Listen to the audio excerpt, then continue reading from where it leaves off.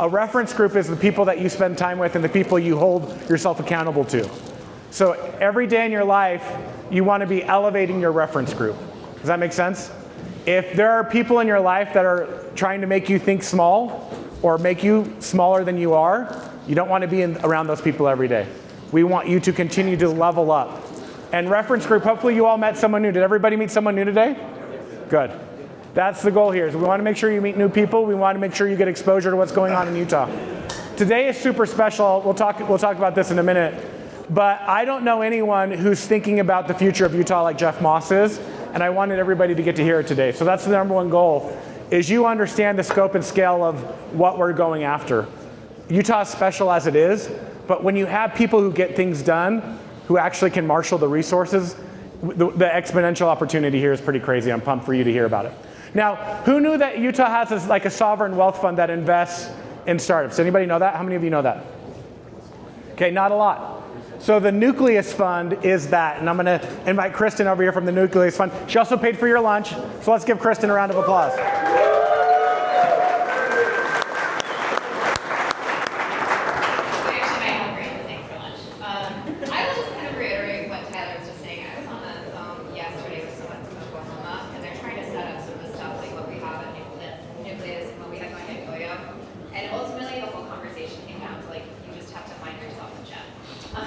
This is so hard to do, and you need someone, you guys are going to hear all about Jeff the next hour, like you need someone that has that like breadth and depth of experience, that drive to like pull all of this together. So that's it. I'm going to make my quick Nucleus plug. So Nucleus Institute is the home for innovation in Utah. We convene, educate, and fuel innovation. So what does that actually mean? There's a handful of programs that we have. One is our GOEO program. If you guys can raise your hand. So those folks help Utah companies apply for federal grants. Anything federal, it's really hard, it's really tricky. They help them get through that process.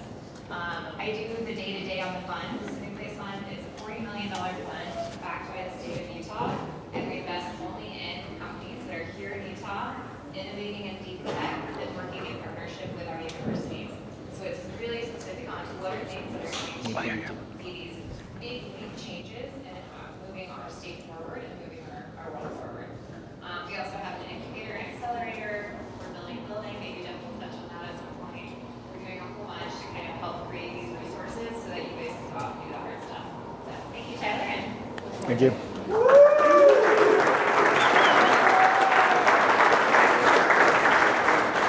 All right, before we invite Jeff up, there's a couple things everybody needs to know. It's super hard to build. It's super hard to do what he does. I don't know anyone who works harder than him. And every time when someone from at reference group comes, one of the rules is we do a standing O. Who's going to be my example today of what that looks like? Who's done this before? Who knows? You ready to go, David? Okay. When I say welcome to reference group Jeff Moss, you're going to do this. Yeah, all right. Come over here. Love you. That's a 7. That's a 7. I need more than that. That's what I'm talking about. David, thank you for volunteering, but I'm going to be a harsh critic here. I need some loudness. Does that make sense? If you stay seated, you are welcome to leave. That's the other rule here. So no staying seated. If you stay seated, you're too cool, and that means you can bounce, because nothing here is too cool. There's no a-holes here. Okay, no one is too cool. Can everybody do that for me? Okay, one other rule. If you are sitting over there and I hear you in a side conversation, I will also ask you to leave. I don't want to hear other conversations. If you need to talk, don't be in this area. I want everybody to be able to hear. I don't want you to be a distraction. Sound good? Can everybody do that for me? Okay, we ready? You got your energy up? Welcome to reference group Jeff Moss! Let's go! Let's go! Well done. Well done. The man, the myth, the legend. Wow, Hey. I feel really good about myself right now. Thank you. Oh, is that not on? Yes, it is. Yeah, I feel so good about it. I was having a rough day today, but thank you. That really lifted me up. I'm excited to be here. Thank you, Tyler. Well, you all are a 10 out of 10. That was fantastic. Maybe our best one ever. Congratulations to all of you for killing that intro. Well done. Listen, this is a little weird. This is the first time I'm interviewing someone that I work for. So I work for this guy, And one of the primary reasons I do is because of who he is and what he's trying to accomplish. When you're in a situation where you haven't had a day job in a while, it's a little hard to go work again and like deal with bureaucracy of large organizations, et cetera. And for me, the primary reason I said yes was because of what he wants to accomplish. And today you're going to hear what that means. But before we get to like all of the things that Jeff is doing, I want to start off with where he came from. Because I think it's important for all of us to realize that there's no one way to being in Jeff's seat or any seat of any sort of hard execution. It starts with a lot of disappointment in some cases. So let's go back to the beginning. How'd you grow up? Where'd you grow up? What were some of those defining moments in young Jeff's life? First of all, I have to say I did not want to do this when Tyler first asked me. And if anybody knows Tyler, I'm not really Tyler's boss. I get the benefit and joy of working with Tyler. Tyler just goes out and does amazing things. I actually think we need to do this and flip the script sometime and actually interview Tyler, because what he has put together is absolutely amazing.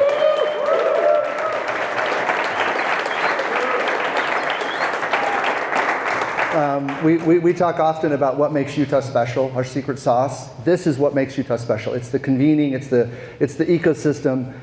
This is really hard to replicate, and I think Utah does it better than anybody, and I think in large part because of things like what you're doing. So, so I'll give a little bit of history. Tyler and I were hanging out in Austin like a couple weeks ago, and we started sharing a little bit of our personal lives. And I probably opened a little too much with Tyler because he's just that guy, right? You just feel really comfortable with him. But I shared some of the why, right? So why do I do this? Why did I get involved in government? It actually doesn't make a lot of sense because I don't like government. I actually have a hard time with systems and bureaucracy. I actually really struggle with that. But it kind of goes back to, and I told Tyler this, and he asked me to talk a little bit about this. So I actually attribute a lot of my life to the day I was born. Actually, where's my nephew, Rex? I have a nephew here. I saw him when he walked in. Maybe he's not in here now. Anyway, he was here just a bit ago. So I was born on July 4th of 1976. And that doesn't really mean anything. Cool day. I appreciate all of you celebrating my birthday with me every year. That's really fun. But no, I was born on that day, and for whatever reason, that really has impacted my whole life choice. So I was born to a dad who very much was patriotic. He was a law professor, very political, and it was special to him. So that's hence the reason I'm Jefferson. But whenever we'd go and meet people, I had 7 kids in my family, 6 boys within an 8-year period, no twins. And so it's this horde of kids everywhere you go. And my dad would introduce us and he'd say, this is my kid Jim, John, Dave, Dan. He'd get to me and he'd say, and this is Jefferson, born on the 4th of July. And for a middle child that often gets neglected, that was special, right? I felt like I had this cool connection. And so growing up, that was kind of my thing. But my dad actually tragically passed away at 14 years old. When you were 14. Yeah, he was 48 years old. Yeah, hopefully not 14 to him, yes. But he was driving, he had a heart attack, ended up going off the road and had a car accident. And pretty shocking. My mom had 7 kids. The oldest was 21, the youngest was 10, that she now had to raise. We never had a lot of money, so we already were a little bit tight, but now my mom was responsible for raising 7 kids. And shortly before that, she'd been teaching at BYU, just started going full-time. She'd been part-time, but was going to go back and pursue a PhD because BYU told her, if you don't, you probably won't have a job. So she was going to quit her job and go back and do this. Well, with that happening, now my mom had to be the sole provider, but she didn't have the luxury of not going back to school. So my mom actually was raising 7 kids, working full-time, and doing a doctorate, which was incredibly difficult for her. So that was impactful on my life, and I kind of, how do I say this? I started to go off the deep end as a kid, right? I started struggling. I mentioned to Tyler, I got arrested a couple times before I was 18. I tell people this publicly, so it's not a secret. Basically dropped out of high school, and was trying to figure out my life. And I started, I don't know why, but I started thinking about this whole Jefferson thing. And so I started reading about him, and I was learning about his philosophies. And one day, I was reading about life, liberty, pursuit of happiness. And I'm like, what does that really mean, the pursuit of happiness? And so I did a little bit of background on that. And of course, it comes from Locke, life, liberty, and property, these unalienable rights that all of us have, the government should protect Government doesn't give us rights, they protect our rights. But I started thinking through, what does that really mean? And as I really dug under the surface, it was more around not really pursuit of pleasure or joy, it was around finding meaning in life and doing purposeful things. And so that kind of stuck with me a little bit. And at the same time, I started getting, I don't know if anybody, Man's Search for Meaning, has anybody read that book? Viktor Frankl, if you haven't read it. Highly recommend it.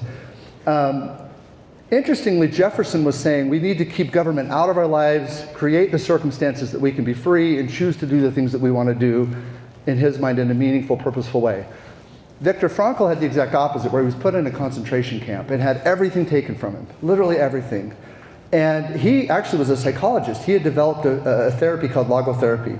And logotherapy was really around how you find meaning even when you have everything against you, and how your mental, what you choose, how you react to things, really is the thing that drives who you are. And that you have the freedom to choose, even in those horrible circumstances, who you are and how you're going to react to circumstances. So those are a couple things that kind of got me a little bit inspired of like, okay, I've got this really hard situation, but I want to create something with my life. And then one last little bit in terms of like kind of what turned me from the criminal path I was on. My brother gave me this really cool plaque. It was like an eagle. Of course, I had all this patriotic stuff because of my birthday. But he had a quote from another great philosopher, John Denver, if you know John Denver. It said to reach for the heavens, and he actually had wood-burned this in himself, reach for the heavens and hope for the future and all that we can be and not what we are. And for whatever reason, as I was like going through this soul-searching of life, that kind of stuck with me. It's like, even though I've come from this really, and I felt like my life was, like, why did I get this horrible circumstance? It was like, stop thinking that way. Think about what you can become, but also making meaning and purpose out of really difficult situations. So no, I love that's the background you wanted me to bring up. 100%. I think it's super relevant for everyone to understand. Like, life is never given. You make of it what you will. And so for all of us who have had circumstances that we would consider to be sad or hard, like, it doesn't have to define you. You choose to let it define you. You choose to be the victim. Like, every day we get to wake up and choose our attitude. And I think Jeff is an incredible example of like someone where you could say, Dad passed away, got arrested. Like, you could say, oh, well, he turned into a criminal and now he's been in jail in and out for the last 30 years. That could have been a path that Jeff could have chosen, but he didn't. And I think it gives me hope for all of us. And you know, that's a consistent theme across all the people that we sit and talk to here at Reference Group is it wasn't always straight up and to the right with their life. The direction is sometimes circular in nature. So you find your way to college, you get married, you start a career, not in government. Talk a little bit about like what do the next few years look like? Yeah, so I actually, I did an undergraduate at BYU. I was able to get in because it used to be you could go to BYU in the summer and anybody could get in. And if you got over a 3.0, you could stay. There's no way I'd get in there now. But no, when I was a student, I sold cars to put myself through college, but I was always doing startups. And I dabbled in like 3 different startups when I was in college. And you know, one of them was a little web marketing company. And I basically would go find students that needed portfolio work, and I would pay them $10 an hour, and I would go and find people that wanted to buy stuff, and I'd charge them $30 an hour, right? It's arbitrage.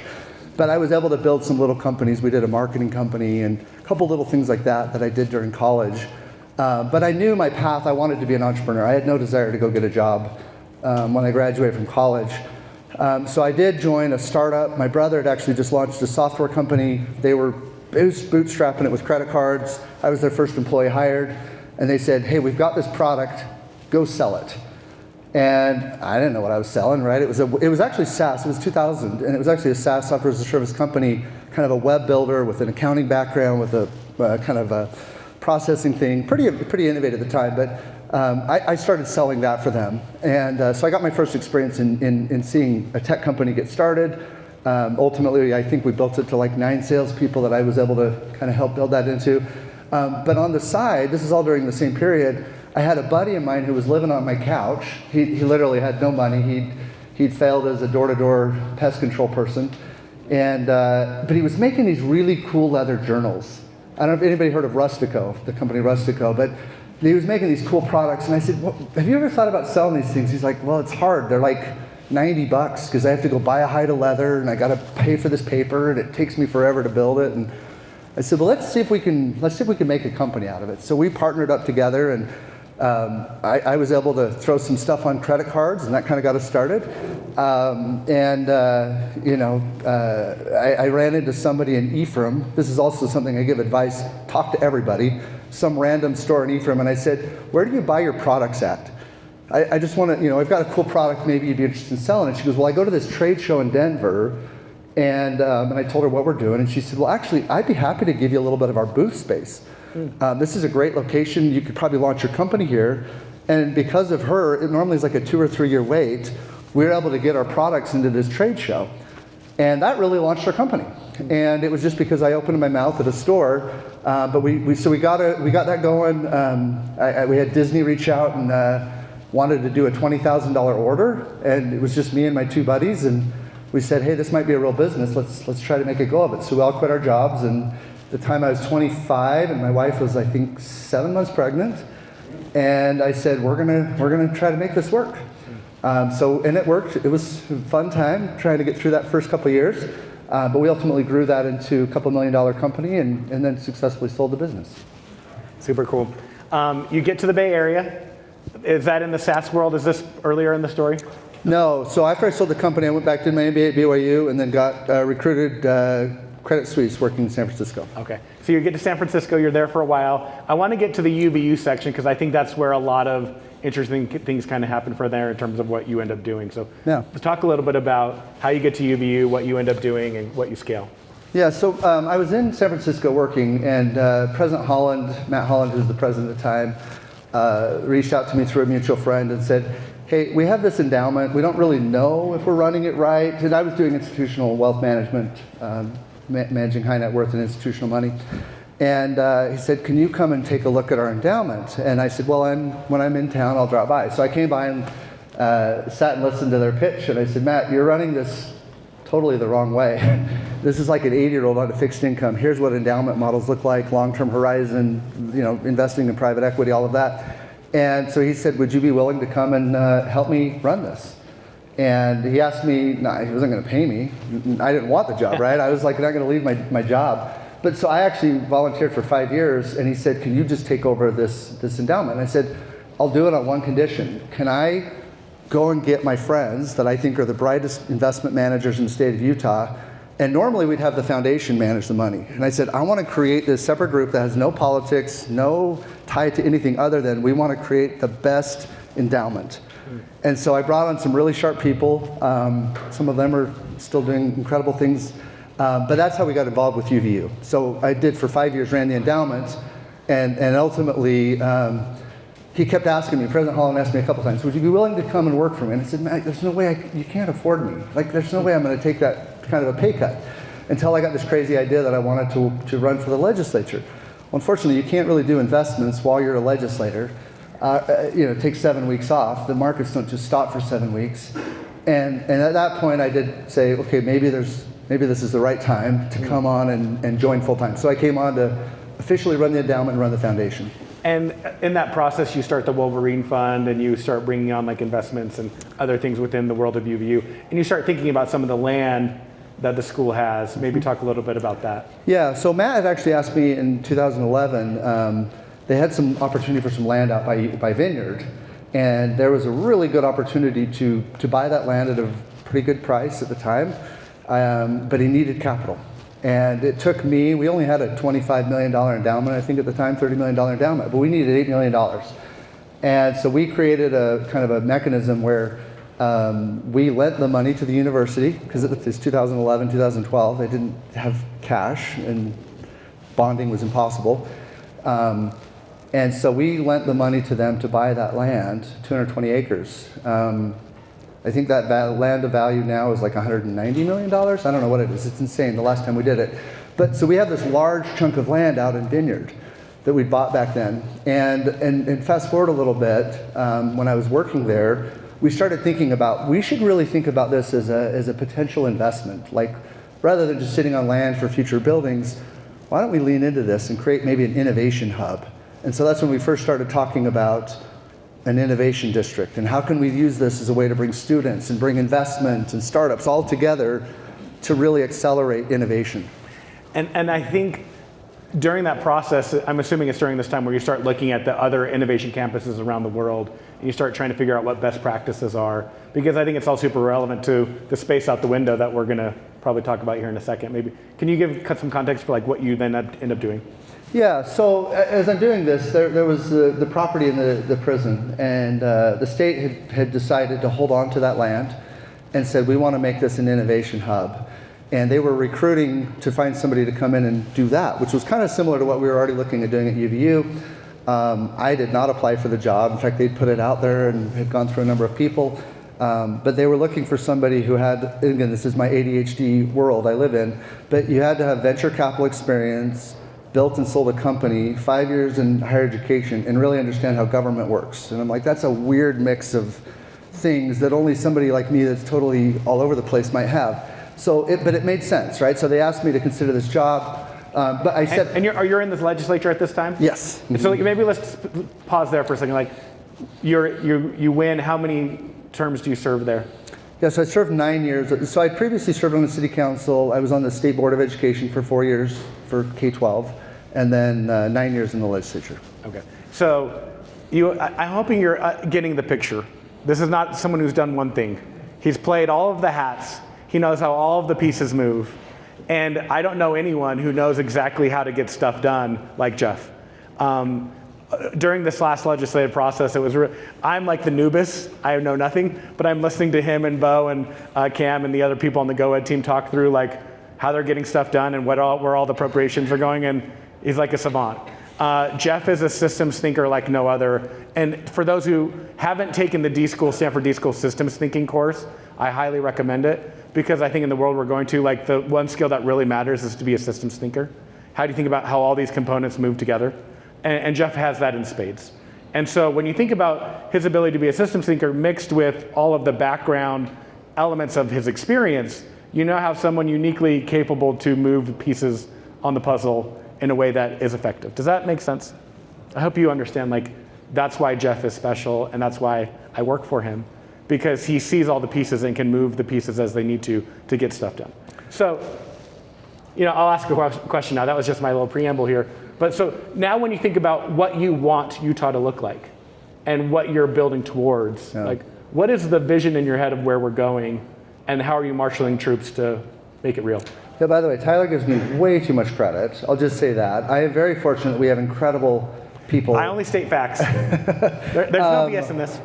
So I'll just kind of give you the two pieces that I wear. So I have two jobs that I do, and I've got some of my Nucleus team here spread around here.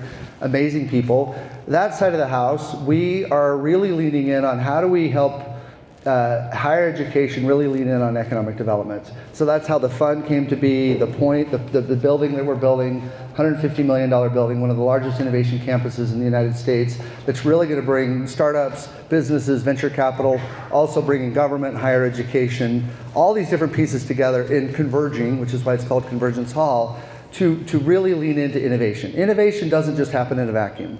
And especially as you get into these deep tech areas, aerospace and defense, life sciences, energy, they really do bridge that gap. You have to have the right policy innovation, right? Can the state, because there's so much policy regulation around that in each of those, you got to have the right venture capital startup ecosystem, and then really having higher education leaning in and really engaging this research to drive that new innovation. So that's really what we're trying to accomplish there, is bringing all of those pieces together. So my one hat is really focused on Nucleus and the deep tech innovation side. The other side of it is on the economic development side of the governor's office. That's how do we make sure that we're really building the right ecosystem. Our job as governor's office is to convene and to coordinate and make sure that innovation, entrepreneurs, business community has the connections and the resources. So that's a lot of what this other side of my hat does, which is Tyler.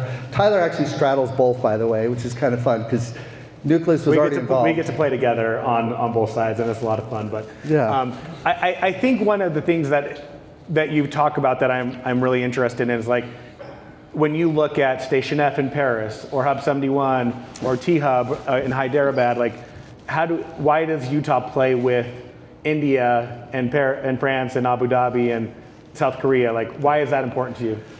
Yeah, so, and this is again, I think, where Utah is positioned better than any other state in the country, and I sincerely mean that. I've gone around and looked at the top innovation campuses everywhere. Anytime we get an opportunity to go, we go and learn everything we can about it.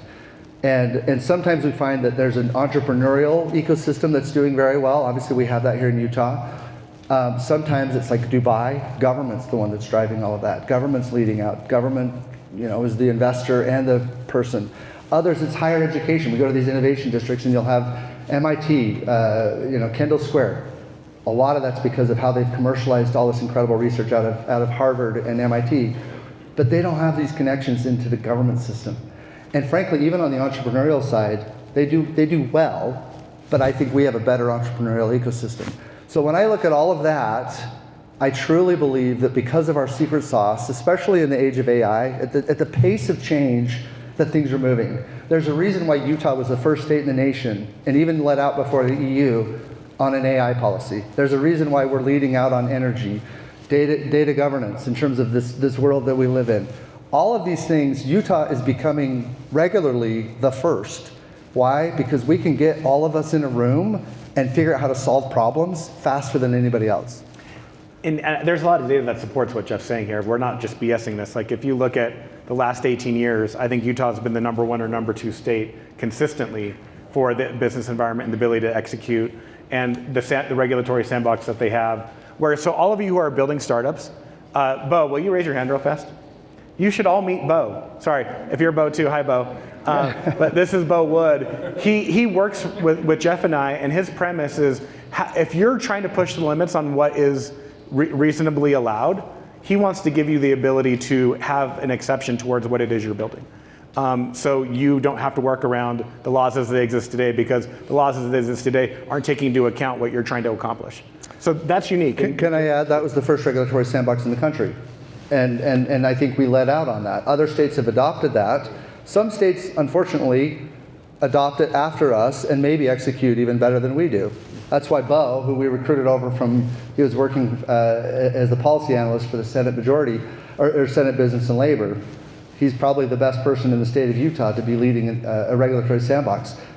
And we're ready to really lean in and maybe make up ground where some other states have stepped in.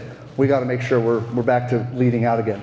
And so when we were at South by Southwest, it was really interesting for Jeff and I. We went to this session where there's all of these state entrepreneur leaders in one room at the Texas State House. And you have people from all over talking about what they're doing. And Jeff will lean over to me every couple of seconds like, yeah, we did that 5 years ago. Yeah, we did that 10 years ago. Like, all of these things that people are trying to do to kind of catch up to Utah. But I think what's also really interesting is if you think about us versus Austin or us versus Miami, we're talking about cities and mayors. We're not talking about states.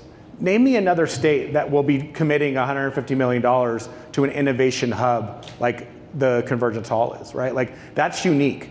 And because we have a smaller population than a lot of like the Dallas Metroplex or the Miami Metroplex, we as a state with a governor can execute faster than a lot of cities can. So when you think about the opportunity to commit change, we have a different set of rules in most places. And it makes it so Jeff can execute things that most states would never even try and do because we are a little bit smaller of a population. Is that valid? Yeah, I mean, even, I'm just like, look, in the era today where government is so broken, and it's not just at the federal level, it's at most state levels. Most states cannot get things done. There's so much internal tension between either the House and the Senate or the legislature and the governor. There is, I don't want to discount, there's a healthy tension between the three branches, right? The judicial, executive, and legislative, and even between the governor and the House and the Senate. I will also tell you, when there's a problem, they get in a room and they figure it out. And that is so unique. And that, again, is why I think we can be, in this age, where that is so critical, getting the right regulatory environment, there's very few states that compete with us on that. Yeah. And maybe as you think through what your grand hope is, like what is, when you have Convergence Hall over there in a couple years, I know you guys just had design meetings and we're probably 2 or 3 years out from that, place being live and real, but like, what do you want to be true? What's in your head in terms of what you're working towards? Yeah, and again, I appreciate you keep saying me, but it's really important that we've brought a ton of people all through this process. In fact, a number of you, I think, in this audience have been involved in some way. But this was a combined thing that we had a lot of the top VCs, a lot of the top entrepreneurs, a lot of the innovation people around, policymakers, all were saying this is what we want. And to be honest, it's that we want to be the top innovation economy in the world. And I know that sounds grandiose and like we're out of our minds here. It's not us, it's all of you. Like, you're the ones that are going to make it happen. But if we can create the right vehicle and the right structure and the right coordination of efforts, I really truly believe that we could be that top innovation. We're putting that for our 2035. And by the way, I want to make it clear, I have a role in this, but it's clearly this is the governor's mission. The reason when he brought me on is he's like, Jeff, we need you to bring all of those pieces together. We haven't really had that before where you can grab people and say come because of some of the background I've had. We need to lead out, and really the governor's the one that's helping push this effort. Yeah, and I think one other part of this, it's when you think about government, everybody kind of swims in their lanes, and there's not necessarily a lot of quarterbacking or collaboration. So maybe talk a little bit about what you and the governor are doing in terms of like bringing all of the people who are trying to do good, but doing it in a way that's connected. Well, yeah, and again, we have a couple examples here. Jonathan Friedman here raises his hand. Anybody that's doing international business, by the way, Jonathan's amazing, former entrepreneur, very successful. World Trade Center president. Yeah, but like for instance, we have a partnership with World Trade Center. We're going on a trade mission to Switzerland and Germany. Jonathan's lining us up with some of the top venture, I mean, there's massive federal direct investment, foreign direct investment that's happening that people are looking for places to invest. So we're going with Jonathan out to set that up. We have a clear lane. We lead the Governor's Office of Economic Development. We help with the diplomacy. Jonathan does all of the business. So as these partnerships develop, it's like, how can we leverage all these great groups, Economic Development, EDC Utah, each of these other groups have a role. Part of what we're doing right now is creating the right strategic plan that helps to say, what are the best things that all of us are doing, and how do we collaborate together to execute the best way? So that's what we're trying to do. And I don't think there's a lot of government organizations that think in a organized strategic framework. And that's something you're getting ready to roll out with the governor here in the next little bit. Could you maybe give us a high level of what the strategic framework is that we're ready to launch? Yeah, and I keep calling people out, I hope that's not weird. Tara, wherever Tara is, I saw her. Tara Rosender, we brought her on, also incredible background, venture capital, successful entrepreneur. She's really helping us pull all of this plan together. But the main things is, one is this coordinated effort. Who are all the players? How do we work together? That's a big part of it. There's Tara. There's Tara. Everybody say hi to really Tara. made her feel uncomfortable in the very back. If you don't know Tara, she's absolutely amazing and is helping a lot with my life right now. No, but part of it is the coordination of efforts. There was some legislation around this year. We've got the Point, the Port, MIDE, all these entities that are doing great things. We're really trying to say, how do we leverage all of those in a more coordinated way? So that's one of them. The other is we're looking at each of these targeted industries. Rather than just saying, hey, they're a targeted industry, we hope they're going to do good, we're actually meeting with all of these groups individually to really understand where are the gaps, where are the infrastructure needs, where are the workforce needs, what can we do to make sure that we do become, we're like fifth in some of these, right? Fastest growing, we want to be number one. What would it take?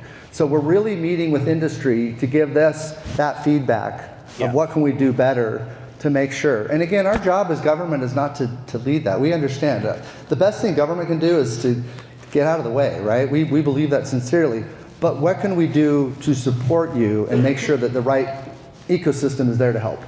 I think one of the things I hear a lot with Utah is like this balance of growth versus like what our natural resources can handle in the housing situation and water and energy. Like, will you talk about what you and the governor talk about when you see all these variables that have to kind of grow and come together in concert? Yeah, interestingly, on some of those things like energy, Utah, again, I keep saying this, but like we just had announced the first small modular reactor in the country. Valor Atomics is going to be down at our Emory factory, San Rafael Research Lab.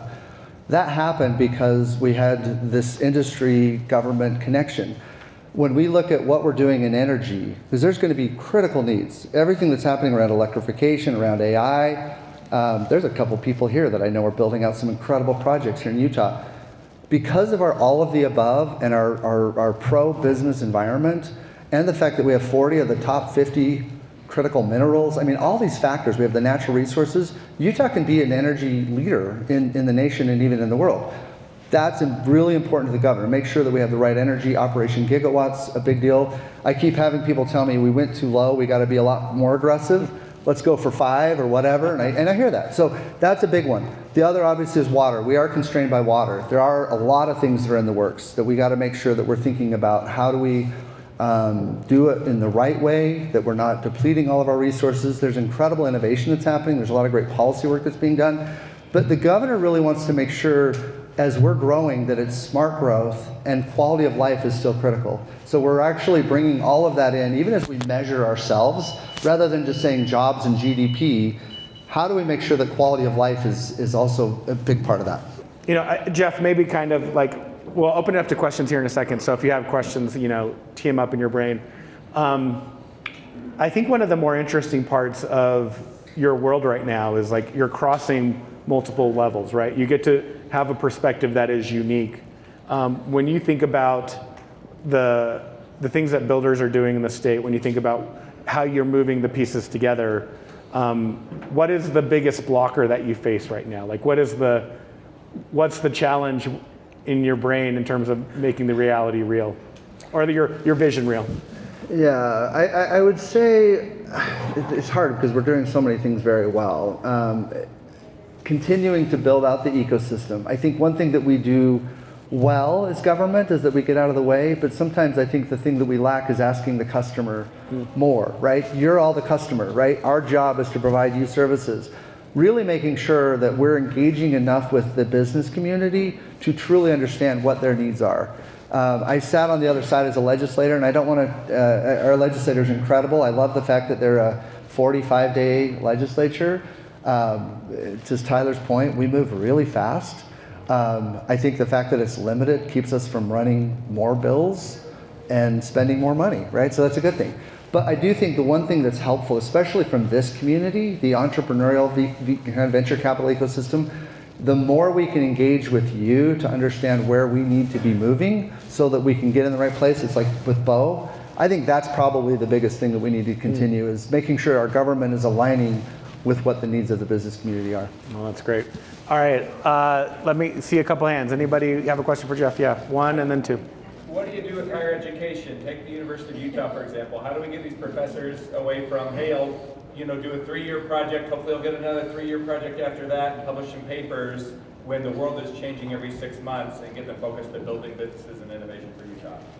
Absolutely. Love that question. I know somebody who's going to ask the next question who also could give you some feedback. I love the fact that our higher education system is very much thinking this way. President Randall, especially at the University of Utah, it is a huge focus of his. I remember when we sat down and talked about this fund 4 or 5 years ago, and I said, hey, we have a gap. We need to have more capital for this space to commercialize research. We do so much incredible research and it sits on a shelf. I asked him, is this something you guys would be supportive of? And he's like, well, absolutely. Can you get that through the legislature? Thankfully, we were able to do that in part because of President Randall. I would say one is creating a change in paradigm, which I think the president's doing. We actually, our fund that we use is very much leaning in. We have a group of our team here that helps with SBIRs, STTRs, all the way up through the fund. For people who don't know what those two things are, would you? Yeah, so there's government grants that are available that we can help with, either businesses or professors. We have a whole team at Nucleus, and they're somewhere here. Yeah, they're back here. I should actually have Linda tell us she's incredible. But yeah, so our team can help you get access to these funds that really can start to change the paradigm of research to translation. In addition, our team, and Angela's not here, she's in Boston right now, at MIT Media Labs right now, but she's created a whole program around how to get professors to think and change that paradigm and even give them help and support through translating research. So that's one side of it. The other side, which I really am excited about, is the state this last year put $50 million into state-sponsored research. We are now going to take the opposite approach. These are the big problems we're trying to solve. This is what industry is telling us we need researchers to do. Nucleus, as our entity, is actually going to help with the Board of Education to now drive that and to be able to provide grant funding At the same time, when federal funding is fading, right, a lot of that's diminishing, the state's actually leaning in saying, we want to do it, but we want it with an intended outcome to commercialize or solve a big problem. And I want to provide some context to that. Like, we have $50 million that this team, Nucleus, can say, we want you to research and do this, so then we can later invest when you're ready to commercialize. Do you see how they can do both sides of that? Like, that's pretty innovative, and I love that premise. Yeah, right here. Sorry, yes, Stevie. Yeah, hi, Jeff. I sometimes think that I'm busy, and then I think about you, honestly, and I'm like, how does he do so many things, and how do you know where to put your energy and where the priorities are?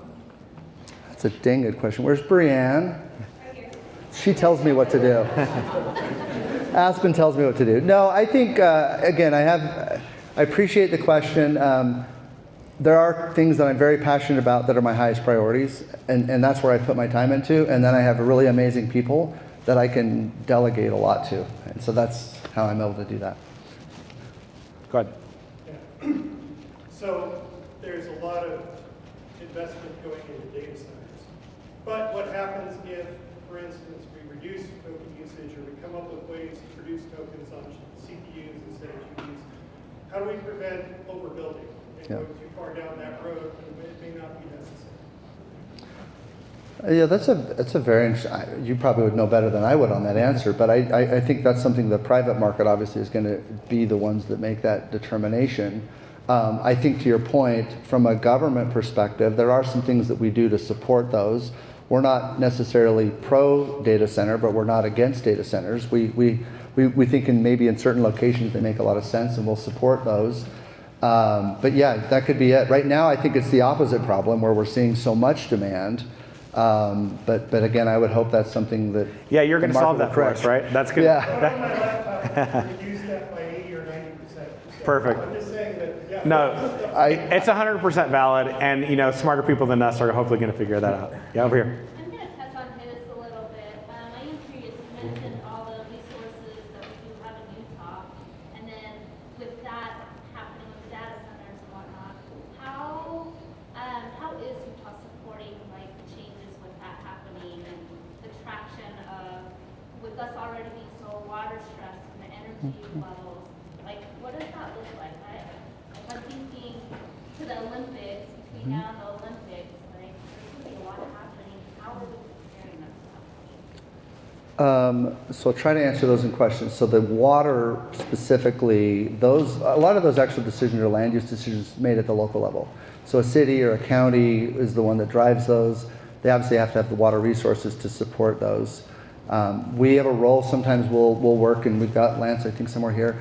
There are times where we'll help to incentivize some of those projects, but we make a high criteria for the state to get involved at all is that there's excess capacity of water in that area. We would definitely not do something, right on the Wasatch Front that could potentially have a negative impact. So that's one way that we would do it. In terms of thinking about 2034, I actually think that's an incredible opportunity for the state to show the incredible things that are happening here. AI is one that we're very excited. In fact, we've got commerce here as well that we do a lot of partnerships together with. But yeah, so I think that we're preparing for that future. And really, how can we showcase all the amazing innovation that's happening in Utah? Part of what Angela's doing, my partner that's in Boston right now, we're working with some of the top scientists and researchers in the state of Utah. She's in Boston right now. Literally coming up, we're working on a water innovation lab. We need the smartest people, you and everybody that's in this room, the best researchers, the right policy people. If you've ever been to MIT Media Labs, that's literally what they do, to come together. And what are the new technology innovations? What are the new policy possibilities? All of those factors, how can we make sure that Utah is being the most innovative in preserving water? Yeah, 1 and 2, and then we're going to be done. So 2 more. You mentioned commerce. They recently announced like a big people first AI initiative, essentially for the state. How are you guys thinking about for Nucleus bringing everybody along with us in this new, tech revolution, right? And helping the people be ready to take advantage of these things, but also us as business owners, helping them and helping the businesses, kind of create this synergy as opposed to just pushing people out. No, I appreciate that. And we're doing that together with Commerce. So GOEO and Commerce are doing that, and Nucleus has been very involved. But that's exactly it. So part of it is we're convening groups around the state right now. We have 5 pillars that we're working on. We want to make sure that as we think through the lens of AI, and this is a very high priority for the governor, is that we think through the lens of how do we make this human enabling and human enhancing? How do we not lose that personal connection? And so as we're meeting with our higher ed community, we're meeting with our K-12 community, we're meeting with our business community, we're meeting with the state government people, and all of those working groups, that's the premise that we're trying to work toward, is what can we do to support those types of things. Now I'll tell you one pretty exciting thing that ties to it. The governor announced this, but we're going to be doing an AI moonshot, where we're saying what are the most amazing, incredible opportunities that can change the world in a pro-human way. And we're literally going to be putting a group together and putting this out to the researchers around the state to say what can we come up with that can really put Utah on the map of doing something that solves a big problem, but also does it in a way that is pro-human, aligns with all those concepts we just talked about. Earlier this month, Governor Cox talked about trying to attract the drone industry to Utah. Why drones, and what's the plan to do that? Yeah, it's a really cool, exciting thing that we're doing there. I don't know if you know, but we were just announced as one of top 8 in the country, and really 5 states that are going to be pilot programs, pilot states for advanced air mobility. We think there's incredible upside. We have a very rapidly growing aerospace and defense. We already have the right ecosystem in terms of manufacturers in Utah, brilliant engineers. We've got Hill Air Force Base up the street from us. We just think that's a big opportunity for us when you think about the future of transportation, air cargo. So much of that's going to be around advanced air mobility, and this is a big priority for the governor. But no, so you're going to see UDOT's the one that's leading that in terms of us being a pilot state, but we're going to be really pushing the envelope of how we're going to engage in drone technology. Okay. All right, everybody have a good time. Hopefully you enjoyed this. Can we give Jeff a round of applause, please? Thank you.